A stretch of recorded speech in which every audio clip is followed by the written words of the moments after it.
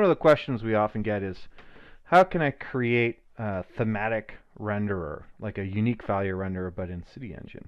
And people want to apply that to various data sets. So here we have a set of parcels. Those parcels have a GIS attribute on them called commercial, and we want to color all these parcels here by that attribute.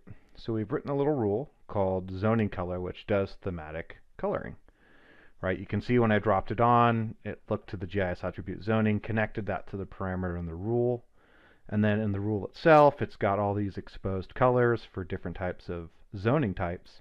And you could change those colors and customize them, or just use the one that's there by default. So let's apply that rule to all these parcels. Right, so red is commercial, yellow is residential, green is open space.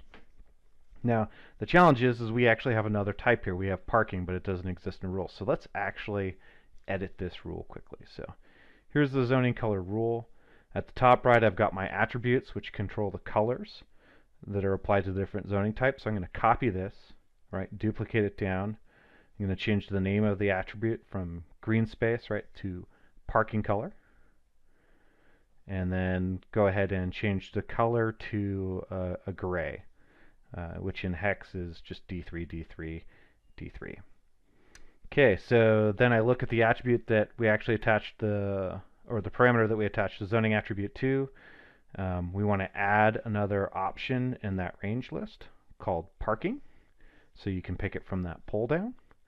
And then let's look at the meat of it, which is this case structure, which controls how the shapes themselves are colored and extruded. And we'll duplicate the last one here, add it to the bottom, and then go ahead and change it so that from the pick list it's using parking, right? So if that's set to parking, it uses this, and then change the color to this new parking color we added to the attribute list. Now you'll notice I'm editing in WordPad. That's fine.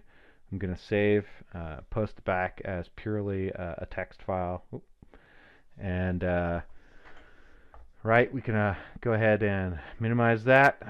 Select all of our parcels. We'll update and regenerate, and now we'll grab one of these parcels and we'll change its attribute from green space. We're going to change it into parking, and it turns gray. So this is a way you can do thematic mapping with colors, kind of a little example of some CGA that you can apply to really any shapes or any polygons that you have that have attributes to kind of recreate a unique value render in CityEngine.